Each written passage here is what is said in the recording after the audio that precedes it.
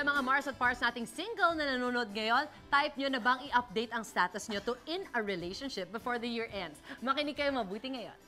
May isi-share kasi kaming tips on how you can attract love this year. We're glad to welcome back here in the studio, Rob Rubin. Hello, ladies. Back. It's an honor to be back. Happy New Year. Happy New Year to you all. At sana Happy New Year din yung mga maikinig sa atin ng mga single. Yeah, we'd like that. This could be the year. Oh, This could be the year.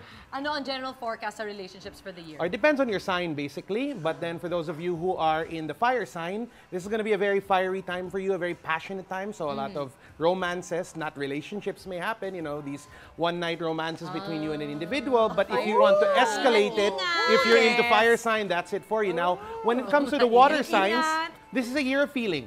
So you can actually invest more. You can invest more emotion, more personal attachment to the people you're with, not just with love, but with anybody you come across. Now, with the earth signs this year, just make sure one thing, do not get into business with your significant others this year. Okay, it's really... That should be a general rule. Yeah, but some people like to risk it, not really the best thing. Lastly, for the air signs, mga Gemini like me, I'm also a Gemini. Remember, love is not a cerebral process, so don't overthink things. Go with the feeling, don't go with the thought. So, general forecast for each of the 4 signs this year.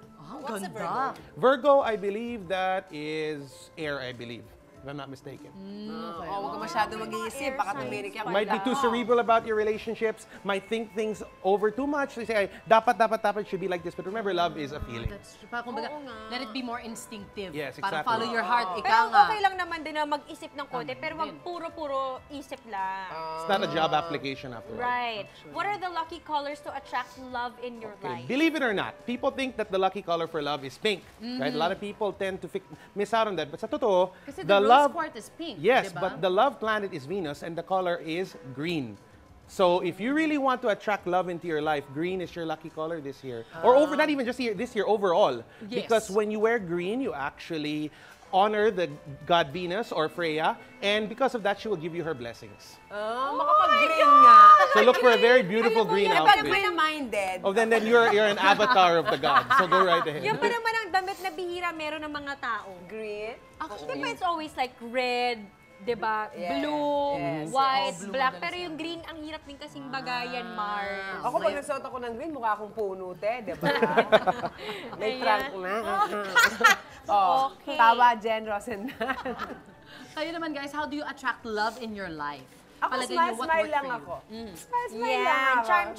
charm lang. Smile. I think baka napaglipasan ko na yung ganun. Kasi una, may edad ka na, then meron naman akong relationship for Hindi the yun nga, longest paano mo time. na-attract si Si Bebe Lab? Lab? Ay, naku, si Bebe Lab, papatawanin ko lang yun, in love na siya sa akin ng let. Wow! Anya, So si Mamor. humor. Naku, si Humor. Mamor. Serious si Bebe Love. Humor. I think humor. I think yun like yung narinig sa sabi niya sa mga friends niya na humanap kayo ng babae na makakapagpatawa sa inyo, you know, parang kaibigan. Oo, para Totoo enjoy yan. kayo together. Para your time masaya together. lang. Mars, Jen.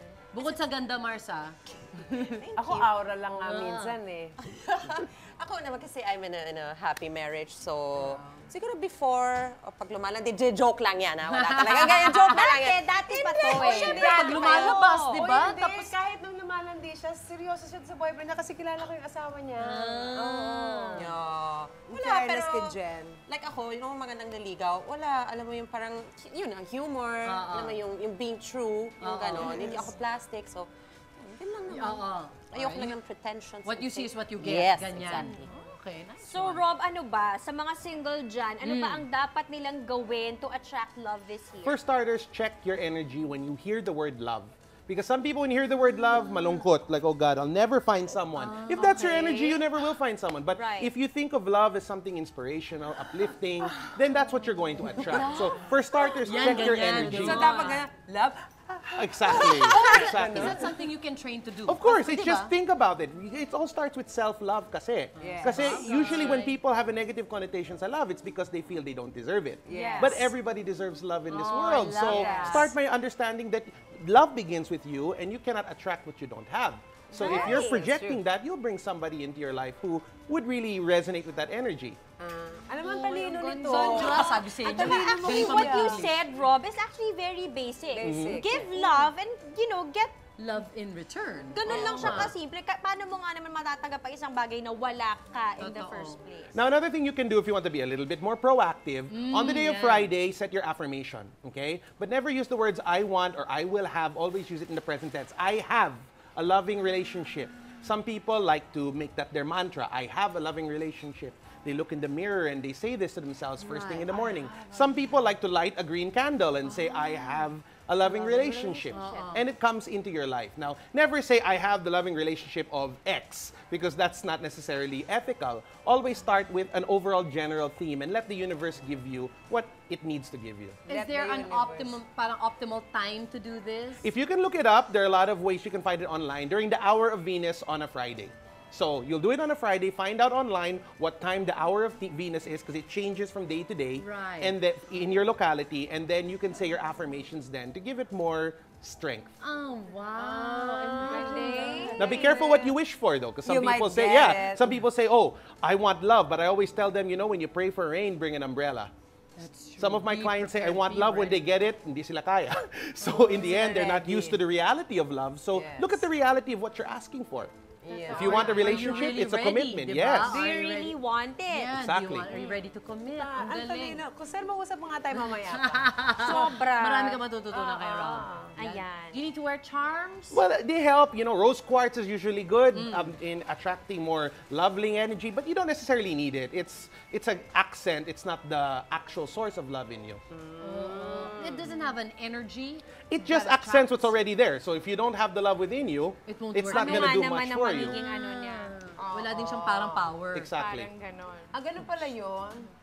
Talagang it really starts within talaga, positive energy. All the diba, energy good begins thoughts. with you, especially with your own manifestations. True. All these things naman na gagawin mo, parang ano na lang siya tulong na lang ng pag-push sa'yo, but it has to start from you. Exactly. Totoo. So another thing, if you're really looking to meet Mr. or Mrs. Right, then go out there, meet people. Yes. They won't just come to your door one day and, you know, right. hi, I'm Medyo here for freaky you. yun, eh. Exactly. That'd be really trippy. So let yourself go out there. Pag andito ako. Oh my God! Budol!